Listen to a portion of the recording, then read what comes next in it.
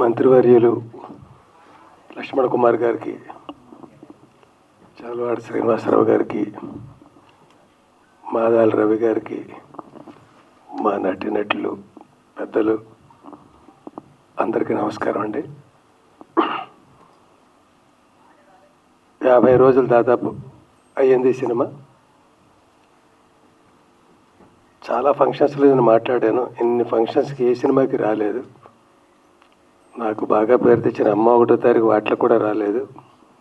ఎందుకంటే అది ఈక్వల్లీ ఎంత మంచి పేరు తెచ్చింది కనుక ఇది ఒక డిఫరెంట్ జానర్. అసలు ఇలాంటి జానర్లో ఒక సినిమా వస్తుందని ఊహించలేం మనం.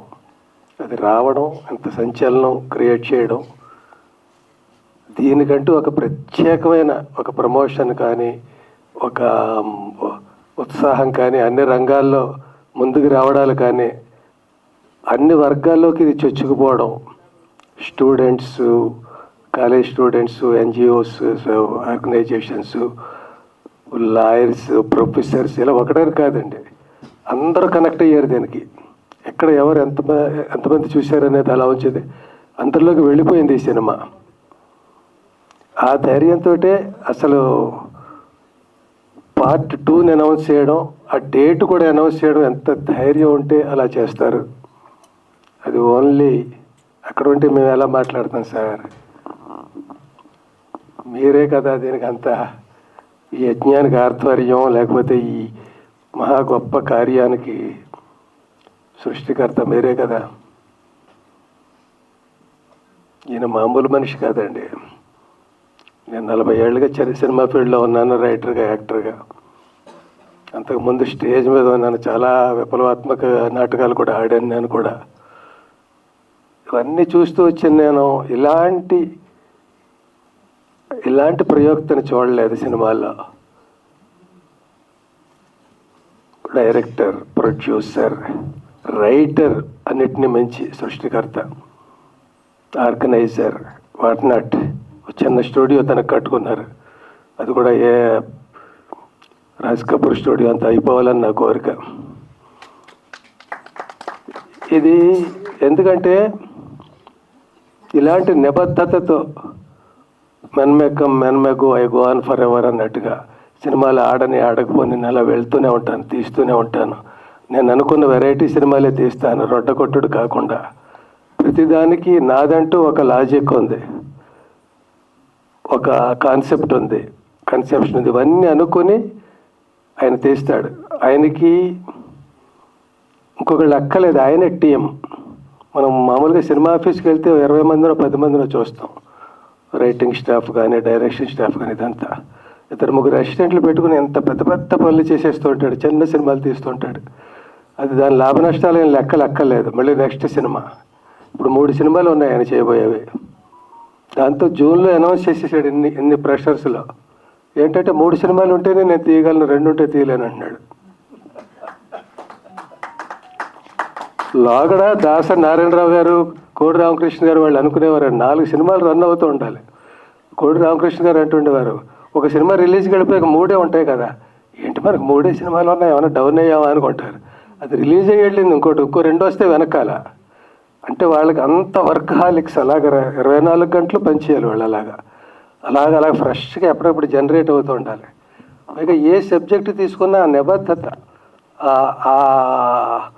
ఆ రీసెర్చ్ వర్క్, దాని గురించి క్షుణ్ణంగా తెలుసుకొని ఎంత మ్యాక్సిమం ఎక్స్ప్లైట్ చేయొచ్చు దాన్ని అనే ఒక జీల్ ఒకటి ఉంటుంది కదా. మనం దీని మీద, వీళ్ళ మీద చెప్తున్నాం, ఎన్ని రకాలుగా మనం ఇన్పుట్స్ ఇందులో డంప్ చేయాలి, ఏ క్యారెక్టర్లు ఉండాలి.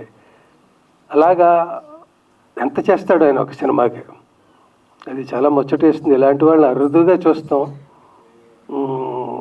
లక్కీగా ఆయన నా మిత్రులు అవ్వడం నా అదృష్టం. సొంత ఊరి నుంచి చాలా మంచి మంచి సినిమాలు ఆయనతో చేశాను. ఒక 2 మాటలు, నేను సరిగ్గా మాట్లాడలేనని, చదివేద్దాం తొందరగా అయిపోతుంది, చాలామంది మాట్లాడాలి కదా అనుకుని.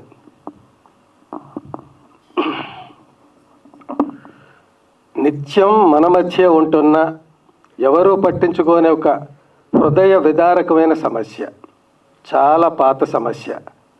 దానికి ఫోకస్ లైట్ వేసి గొప్ప చిత్రంగా తీసి చూపించాలి అనే సరికొత్త ఆలోచనకి అద్భుతమైన సంచలన చిత్ర రూపం ఇచ్చారు యూనిక్ డైరెక్టర్ సునీల్ కుమార్ రెడ్డి గారు. ఒక సీనియర్ జర్నలిస్ట్గా సమస్య లోతులకు వెళ్ళారు. ఎంతో హోంవర్క్ చేశారు, కాదు పెద్ద రీసెర్చ్ వర్క్ చేశారు. ఎల్జీబీటీ లీగల్ బ్యాటిల్ అనే ఒక గొప్ప అపురూప చిత్రాన్ని నిర్మించారు. చాలామందికి ఉలికిపాటు కలిగించారు. అందరి ప్రశంసలు అందుకుంటున్నారు. ఈరోజు మనందరం ఇలా 50 రోజుల పండుగ చేసుకునే అదృష్టాన్ని, ఆనందాన్ని మిగిల్చారు.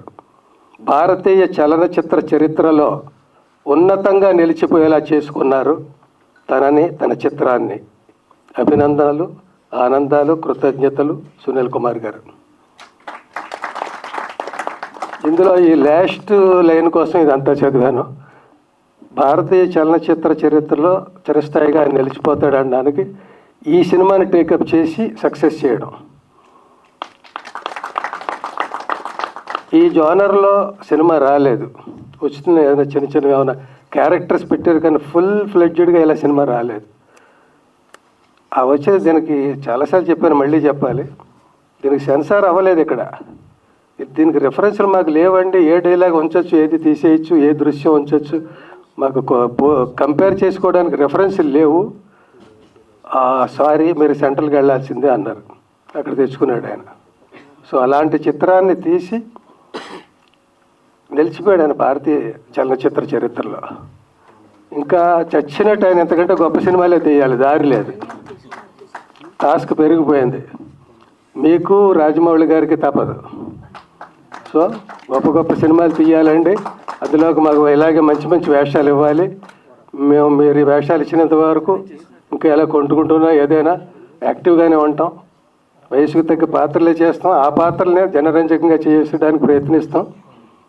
మనం గొప్ప సినిమాలు చేయాలండి. మీ అందరికీ మళ్ళీ చెప్తున్నాను, పండగ రియల్గా మీదండి. చలనచిత్ర పరిశ్రమది పండగ, ఈ సినిమాది పండగ. సినిమాలో చేసిన వాళ్ళందరూ మీ కమ్యూనిటీకి నిజంగా నేను కూడా అందులో ఒకటి అయితే ఎంత ఆనందించేవాడినా. నేను ఆనందించాను, మీకు తెలుసు. మీ ఇళ్ళకి వచ్చాను, మీతో కలిసి మీ పండుగలు అవన్నీ చూశాను. క్యారెక్టర్ నన్ను పంపించింది, ఆయన తీసుకొచ్చాడు. మీరు ఎలా మీ జీవన విధానం ఏంటి, ఇదంతా కథలో భాగం. నేను మీతో దాదాపుగా మమేకమై ఎంజాయ్ చేశాను. Thank you, all the best.